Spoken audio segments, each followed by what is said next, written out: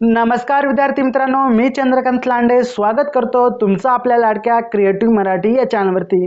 तर पहा, आजच्या व्हिडिओमध्ये आपण अभ्यासणार आहोत SYBA इकॉनॉमिक्स म्हणजे अर्थशास्त्र सेमिस्टर 2 ची प्रश्नपत्रिका आपण आजच्या व्हिडिओमध्ये अभ्यासणार आहोत।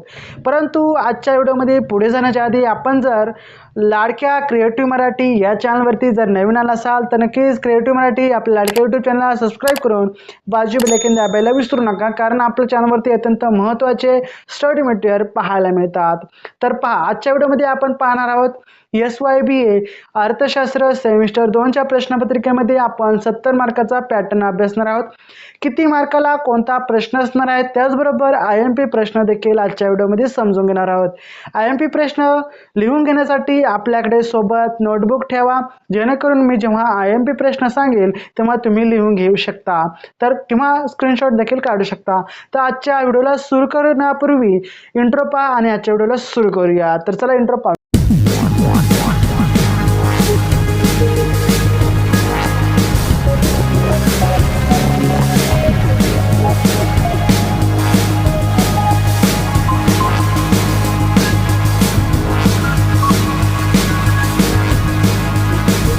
इंट्रो आपण पाहिला आहे, तर आपण आता महत्त्वाची माहिती म्हणजे IMP प्रश्न लिहून घेण्यासाठी नोटबुक हातात घ्या, पेन घ्या आणि मी IMP प्रश्न सांगतो ते लिहून घ्या।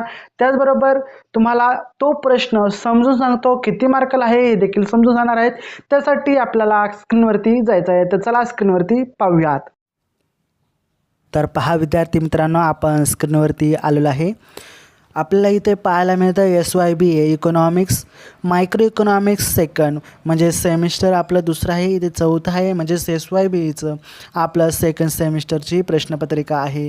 यामध्ये आपला वेळ आहे 2.5 तासाचा, त्याच्यामध्ये काही सूचना दिलेल्या आहेत आणि एकूण गुण आहे आपल्याला 70। तर याच्यामध्ये सूचना काय दिल्या आहेत ते पाहूयात। सर्व प्रश्न सोडविणे आवश्यक आहेत। उजवीकडील अंक प्रश्नांचे गुण दर्शवितात आणि आवश्यक त्या ठिकाणी आपल्याला आकृती काढायला सहमती आहे। तर चला आपण प्रश्न क्रमांक पहिला अभ्यासूयात। प्रश्न क्रमांक 1 आहे, खालील प्रश्नांची 1 किंवा 2 वाक्यामध्ये उत्तरं लिहायची आहेत, कोणतेही 8 लिहायचे आहेत आणि 16 मार्कासाठी हा प्रश्न असणार आहे। याच्यामध्ये समग्रलक्षी आर्थिक धोरणाची व्याख्या लिहायची आहेत। ब, रोख शिल्लक दृष्टिकोन कोणत्या अर्थशास्त्रज्ञांनी मांडला। क आहे, व्यापार चक्र म्हणजे काय। ड, चलनाविषयक धोरणाची 2 गुणात्मक साधने सांगा। ई, चलन संकोचाची व्याख्या लिहा आणि मागणी याबद्दल माहिती लिहायची आहे। चलनाविस्तार म्हणजे काय हे लिहायचं आहे। पैसा म्हणजे काय याबद्दल माहिती लिहायची आहे। तर या ठिकाणी IMP प्रश्न आपण जाणून घेऊयात। समग्रलक्षी आर्थिक धोरणाची व्याख्या लिहा।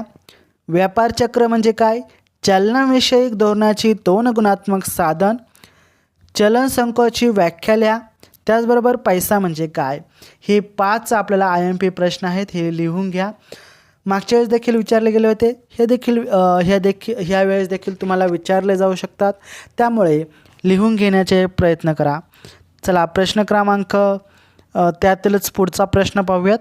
पैशाची प्राथमिक कार्य लिहा, चलनाविषयक धोरणाचे अर्थ सांगा आणि व्यापार चक्राचे कोणतेही 2 परिणाम सांगा। असे एकूण आपल्याला 8 प्रश्न पाहायला मिळतात। प्रश्न क्रमांक 2 जाणून घेऊयात। प्रश्न क्रमांक 2 हा आपल्याला 16 मार्कासाठी असणार आहे। प्रश्न क्रमांक 2, थोडक्यात तर लिहा कोणतेही 4 मंदीच्या काळातील चलनाविषयक धोरण आपल्याला स्पष्ट करायचं आहे। अप्रश्न। ब आहे, खर्च दाब निर्मिती चलनाविस्ताराची संकल्पना स्पष्ट करा। क आहे, पैशाची दुय्यम कार्य लिहा। ड आहे, व्यापार चक्राच्या अवस्था स्पष्ट करा। ई आहे, समग्रलक्षी आर्थिक धोरणाची उद्दिष्ट लिहा आणि फ आहे, व्यापार चक्राची वैशिष्ट्ये स्पष्ट करा। असे एकूण आपल्याला प्रश्न दिलेले आहेत। यामध्ये आपल्याला 4 लिहायचे आहेत, कोणतेही 16 मार्कासाठी हा प्रश्न असणार आहे। IMP जाणून घेऊयात। यामध्ये मंदीच्या काळातील चलनाविषयक धोरण स्पष्ट करा, पैशाची दुय्यम कार्य लिहा, व्यापार चक्राच्या अवस्था स्पष्ट करा, त्यानंतर व्यापार चक्राची काही वैशिष्ट्ये असतील ती स्पष्ट करा. हे 4 आपल्याला IMP प्रश्न आहेत. लिहून घ्या अथवा स्क्रीनशॉट देखील तुम्ही काढू शकता. खूप महत्त्वाचे हे प्रश्न आहेत. 16 मार्कासाठी प्रश्न क्रमांक 2 आहे. प्रश्न क्रमांक 3 पाहूयात.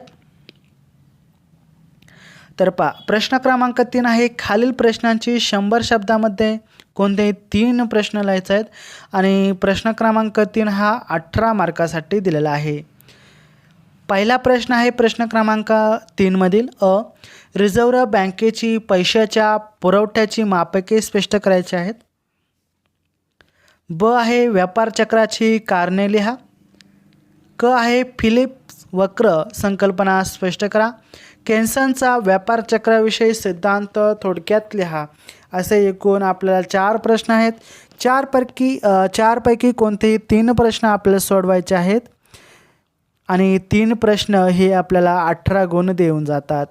यामध्ये IMP प्रश्न आपण पाहूयात. तर पहा, IMP प्रश्न आहेत, रिझर्व्ह बँकेची पैशाची पुरवठ्याची मापके स्पष्ट करा. केन्सनचा व्यापार चक्राविषयी सिद्धांत थोडक्यात लिहा. असे हे 2 प्रश्न आपले IMP प्रश्न असणार आहेत. लिहून घ्या अथवा स्क्रीनशॉट काढा. खूप महत्त्वाचे प्रश्न आहेत. प्रश्न क्रमांक 4 आहे आपला शेवटचा, जो की आहे खालील प्रश्नांची 200 शब्दामध्ये उत्तर लिहायचे आहेत. कोणतेही 2 लिहायचे आहेत 20 मार्कासाठी. म्हणजेच एक प्रश्न आपल्याला 10 मार्कासाठी आहे. 10 + 10 = 20 म्हणजे 20 मार्कासाठी हे 2 प्रश्न असणार आहेत. त्याच्यामध्ये प्रश्न कोणते आहेत ते पाहूयात. आहे राजकोषीय धोरणाची साधने आणि मर्यादा स्पष्ट करा. ब आहे फिशर यांच्या चलन संख्यामान सिद्धांत स्पष्ट करा. चलनविस्तार म्हणजे काय, चलन विस्ताराचे प्रकार स्पष्ट करा. असे 3 महत्त्वाचे प्रश्न आहेत. 3 पैकी कोणतेही 2 लिहायचे आहेत. 2 प्रश्न हे 20 मार्कासाठी असणार आहेत. म्हणजे एक प्रश्न 10 मार्कासाठी. आता आपण IMP प्रश्न जाणून घेऊयात. IMP प्रश्न आहे राजकोषीय धोरणाची साधने आणि मर्यादा स्पष्ट करा. त्यातीलच क आहे चलनाविषयक म्हणजे चलनविस्तार म्हणजे काय, चलन विस्ताराचे प्रकार काय आहेत ते स्पष्ट करायचे आहेत. हे 2 आपल्याला IMP प्रश्न असणार आहेत. हे लिहून घ्या अथवा स्क्रीनशॉट काढा. खूप महत्त्वाचे प्रश्न आहेत. मागच्या वेळेस देखील विचारले गेले आहेत, यावेळी देखील विचारले जाऊ शकतात. व्हिडिओ आवडला असेल तर लाईक, कॉमेंट, शेअर करा. जास्तीत जास्त विद्यार्थ्यांना शेअर करा, त्यांना देखील अभ्यास करू द्यात. व्हिडिओ आवडला असेल तर शेअर करा. आपण देखील भेटूया पुढच्या व्हिडिओमध्ये. तत्पूर्वी जय हिंद, जय महाराष्ट्र, वंदे मातरम.